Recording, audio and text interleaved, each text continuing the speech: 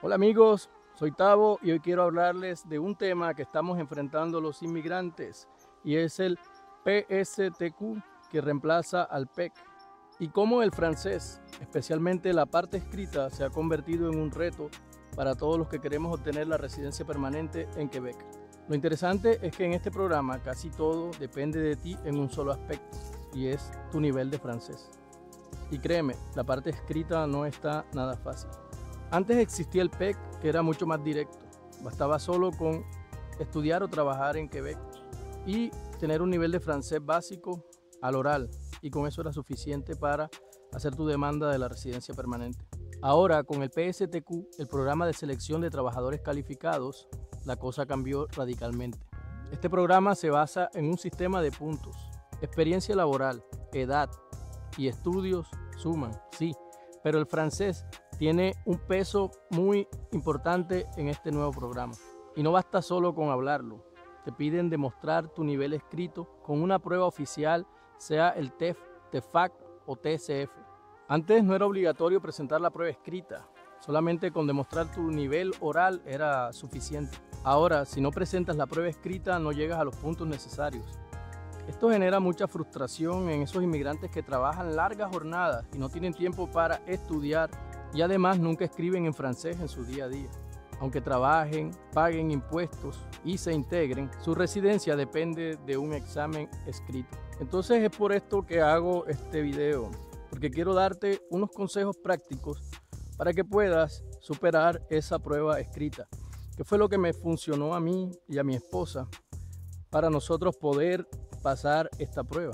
Porque déjame decirte, no es nada sencillo cuando sabes que tienes que escribir y tienes el tiempo que te presiona, tienes poco tiempo para escribir textos bastante largos y necesitas utilizar unas estructuras ya establecidas.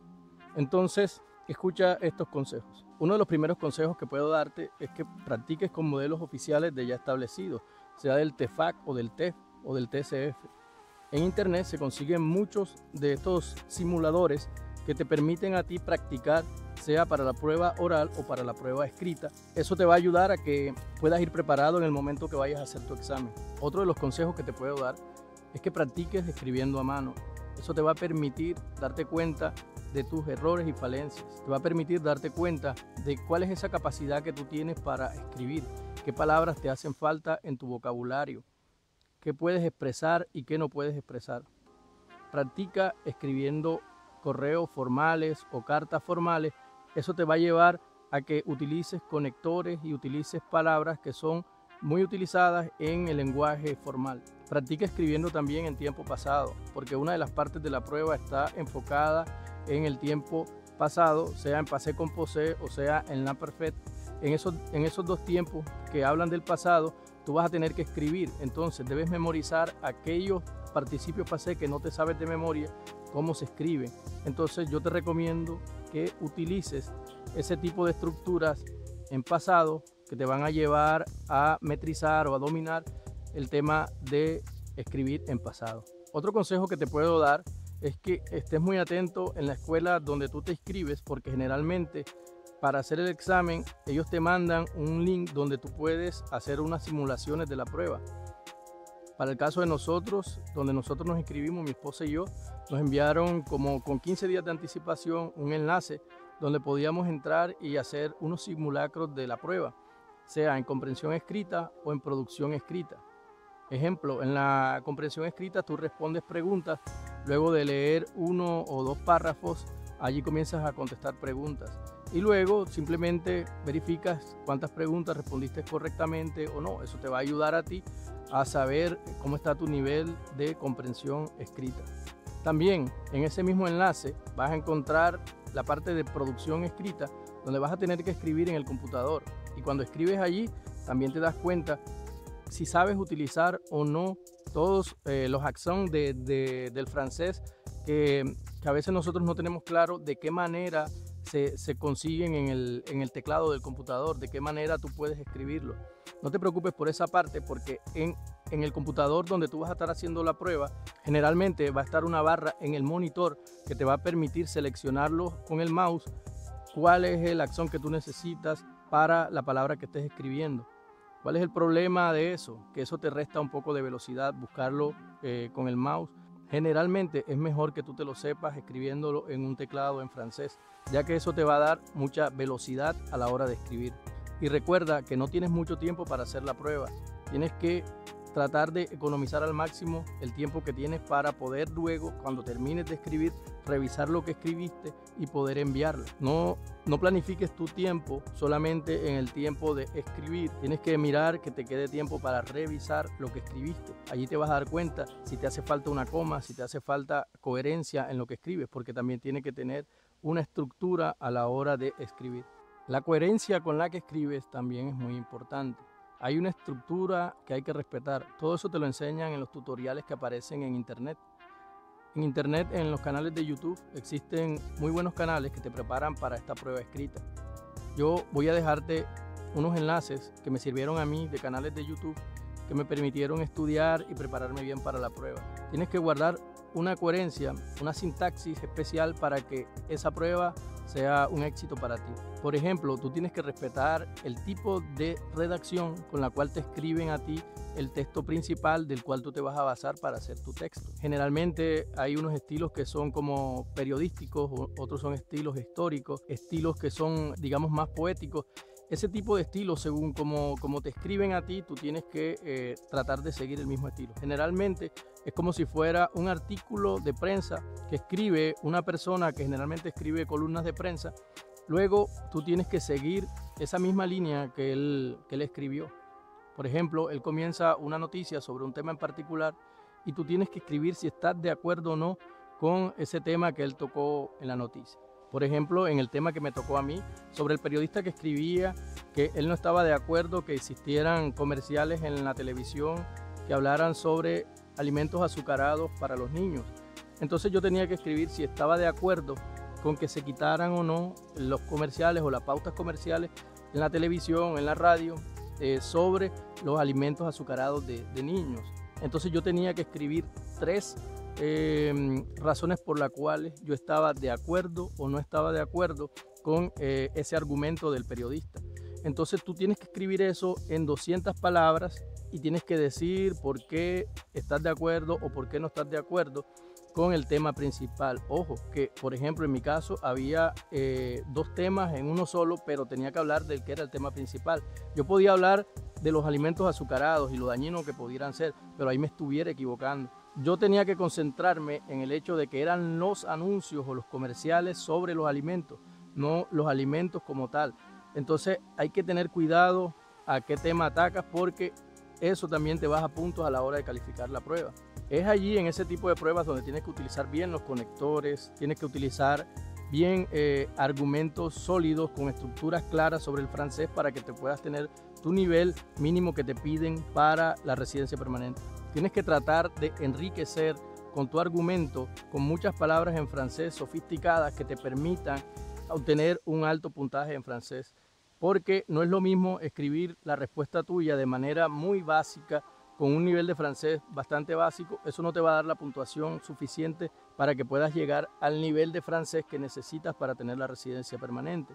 Entonces en ese caso es muy bueno utilizar conectores en francés para poder llevar una idea clara con argumentos claros, utilizar estructuras que te permitan enriquecer bien tu texto, que cuando los evaluadores vayan a ver tu examen, eso digan, ok, esta persona tiene un buen nivel de francés y con este nivel vamos a otorgarle sea el C1, C2, B2 en tu caso. Recuerda que el nivel que tienes que obtener mínimo para esta prueba es un nivel B2 al escrito. Producción escrita B2, comprensión escrita B2.